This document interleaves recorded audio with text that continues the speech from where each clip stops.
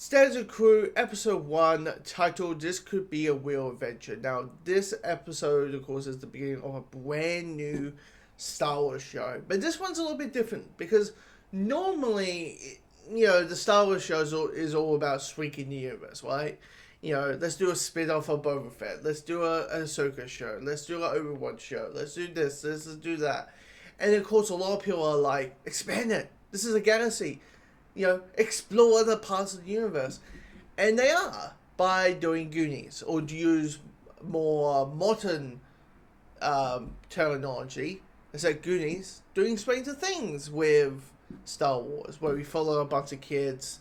The show might not be kid-friendly, as they've been hinting with the show, and not be a kid show, but starring kids, so might get more aligned to Stranger Things, with a Star Wars paint job. And I will say this, after watching this first episode, I would say I'm intrigued. I'm intrigued by this. What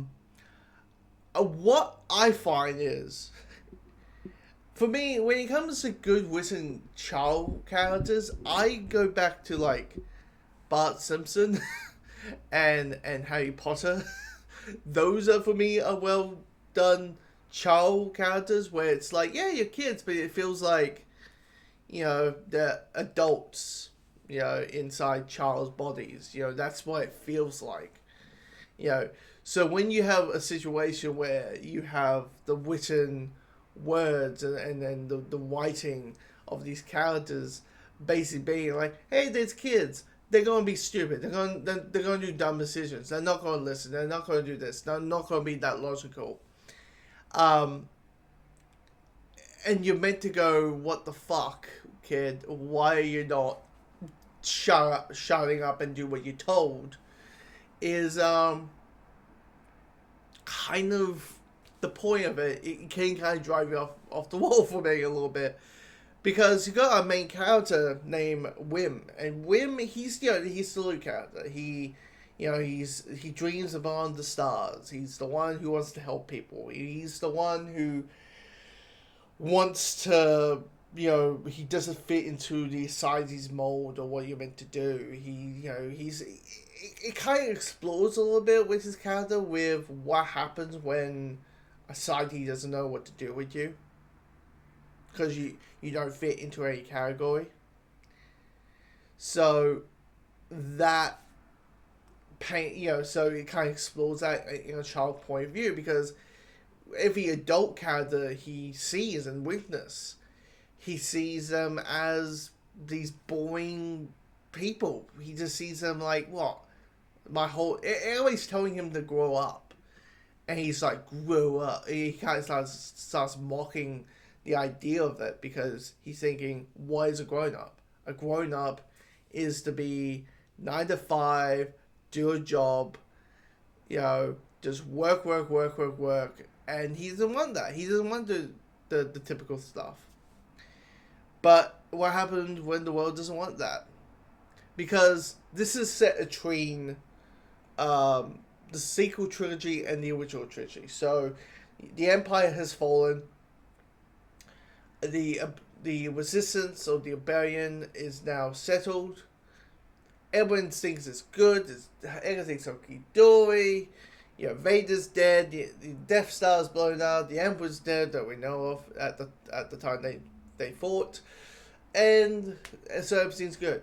So there's the point of view of, well, we don't need the Luke, Hans, and Leia's anymore. We don't need them. And if we do need them, that's what droids are for. That's what droids are for. And so now everyone can do standard jobs like engineering or accounting. First time I ever heard a kid say, I so want to be an accountant. It's like, my guess, kid, you're good with numbers, my guess. But,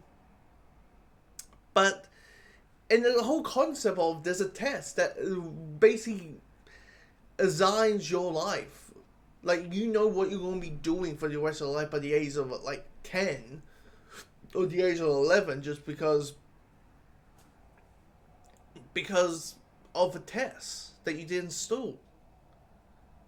So it's kind of locking the idea of like, what it's trying to fit into a mold, and Wynn just doesn't feel that. He doesn't want to be an engineer. He doesn't want to do that. He wants to live life. He wants to be an adventurer.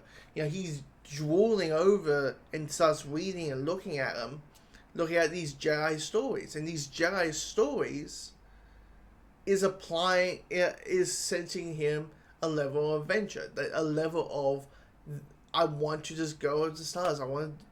It's a sense of no. It's certainly Western film, but it's not that he wants to have the Force, hold a lightsaber, and all that kind of stuff. But it's him basically saying to himself, I don't want to live that normal. I don't want to live the life everyone else lives.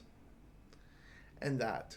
So, but the thing about Wim is he is kind of the kid who doesn't shout does. He is like he doesn't shout and does what he's told, because you got these older kids, these two girls, these two female characters, and you understand who's also a bit of a thrill seeker, and you understand why she's a bit of a thrill seeker, because she's the daughter of the principal, so clearly the standards of the child of the child of the principal. There's a level of a shadow. There's a level of expectation that's attached to her. So she's like, it's the whole thing. Oh, I meant to be, mummy's little girl. Well, and so she's trying to break that mold. But Wynn doesn't listen to her. Don't touch that button. He goes and touches the button. I mean, I wouldn't lie, like, sometimes, like, the whole, like, the concept of, like, telling this false tale about the dead corpse and the mimes and all that kind of stuff, I felt that was a little bit overplayed with her character. The character's name is, I think, KB. KB is her character. I think the whole her being, like, the older child telling spooky stories to the younger kids, I thought that was maybe a little bit played up a little bit too much, because it happened twice in the same episode, so I thought it was a little bit played over. But she seems very logical. She's the one who's like, look, don't trust that button. We don't know what this machine is. Because what happens is Wynn finds, because he finds this metal retainer, let's say that, and he believes it's part of a Jedi temple. And his response to getting help, or the response of him not accepting KB's help, is simply he's rejecting it, because it's like, well, I found it first. I'm like, guys, work together. Yeah, and also it's quite logical, because he's late for the test, he overslept, and he tried to beat the bus and be on time, and he didn't, and all that kind of stuff. I'm like, dude, the smart thing is to do the tests, study, do the tests, and then go and look at this Jedi Temple thing the next day. That's what you should do. That's the smart thing. But of course, he's like, I need to know this Jedi Temple. I need to know this. So, but hopefully, what it is you got this cat. You hopefully the story arc of Wen is that he grows.